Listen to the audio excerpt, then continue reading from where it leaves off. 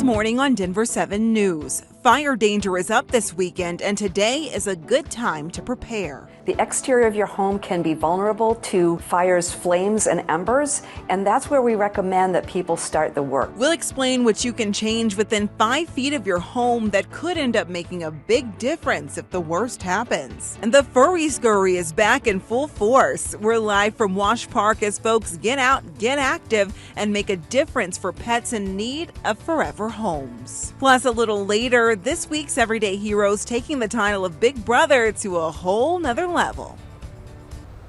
Good Saturday morning and welcome to Denver 7 News. I'm Jessica Crawford. And I'm Katie LaSalle. Thank you so much for joining us here. And here are some of the stories we're following for you this weekend. It's Mother's Day weekend, and one group in the metro is creating space for those grieving the loss of a child.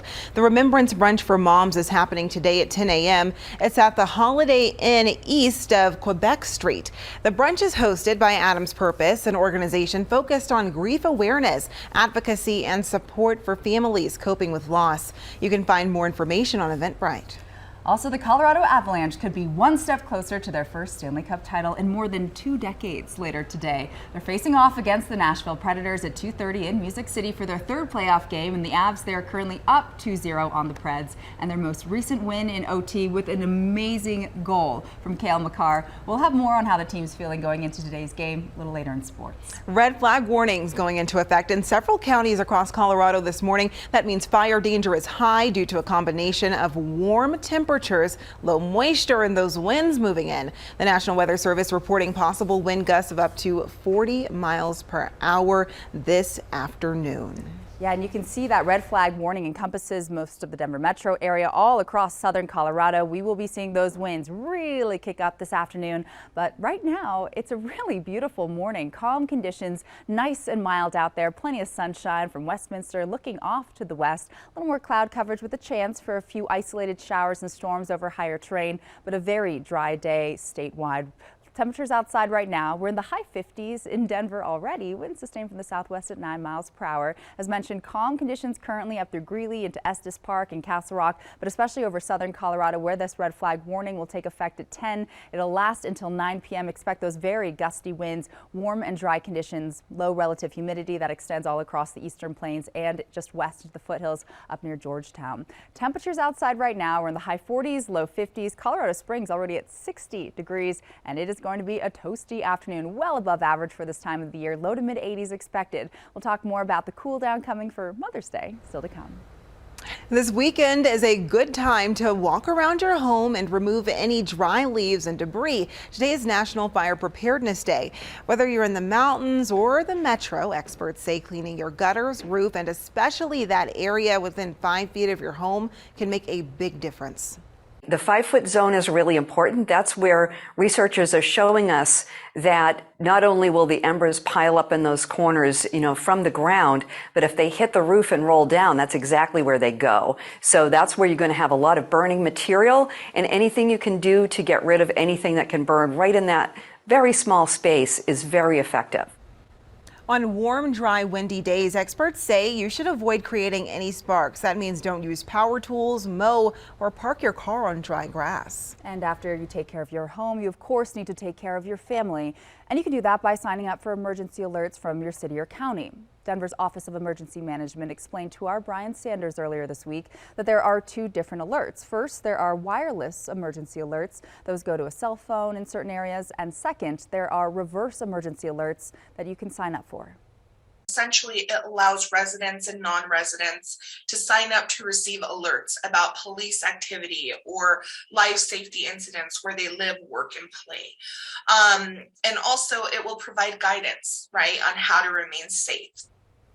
So to sign up, go to denvergov.org/emergency testing. Denver will be testing its emergency alert system over the next 2 weeks starting on Monday. And if you live or work in a different area, you should check that city and county's website for their emergency notification system. Before the next wildfire or natural disaster, experts say you should check your insurance coverage. Know how much insurance you have.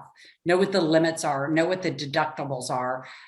Consider what the cost to repair and rebuild your home in today's dollars is.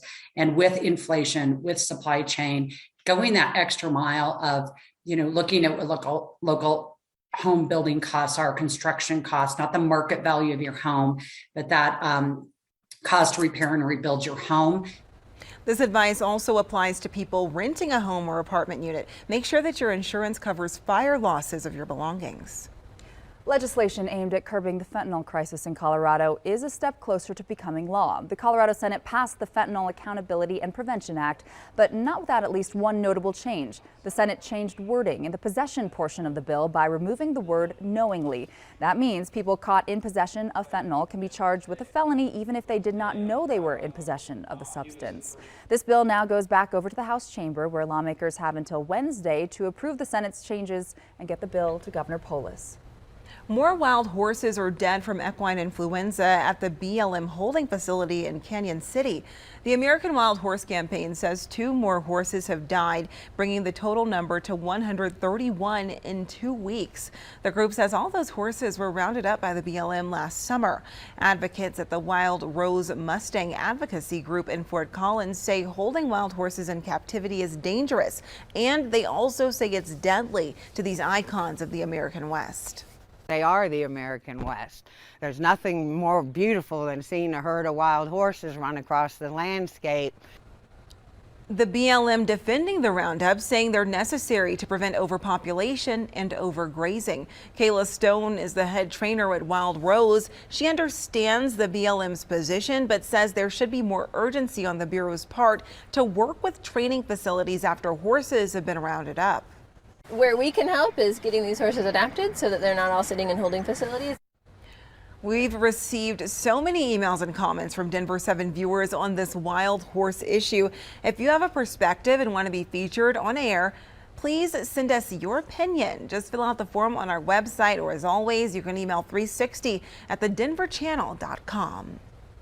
Well, as climate change impacts our air, President Biden says he wants half of our country's vehicle sales to be electric cars by 2030. It is a big goal, but this week the White House announced a $3 billion push to help back it. Colorado has been a leader for electric vehicles, and Denver 7's CB Cotton explains our state just got an extra boost.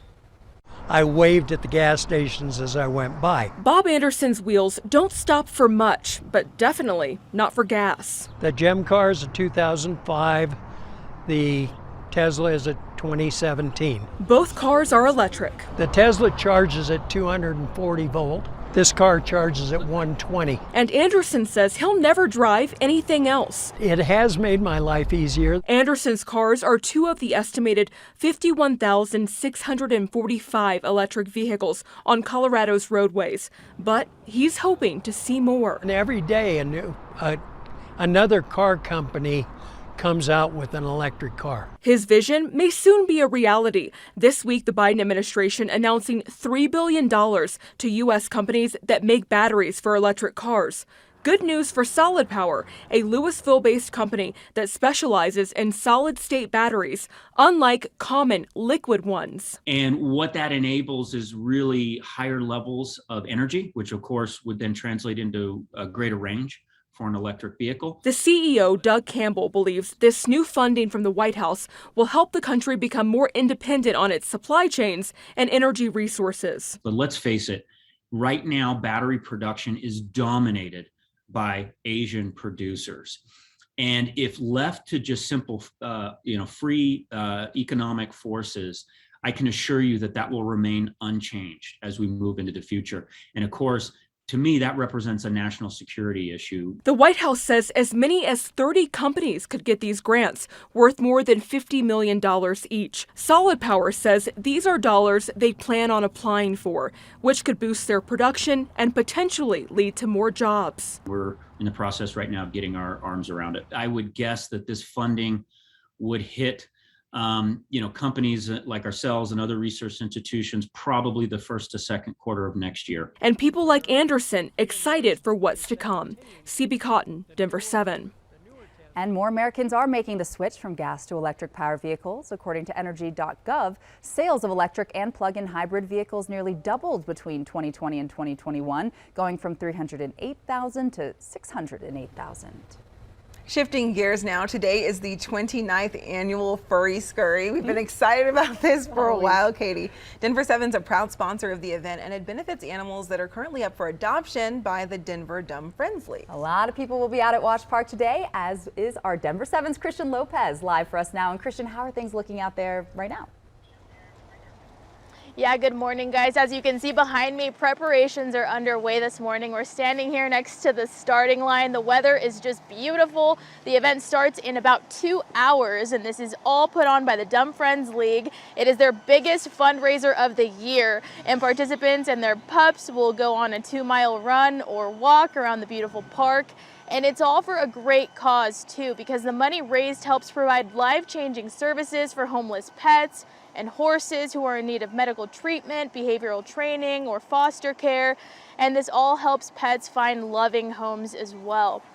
This event starts at 9 a.m. I am definitely very excited to see all of those cute dogs running around this morning, and we're going to continue bringing you guys live updates throughout our newscasts and give you a closer look at this year's event. Live in Denver this morning, I'm Christian Lopez, Denver 7.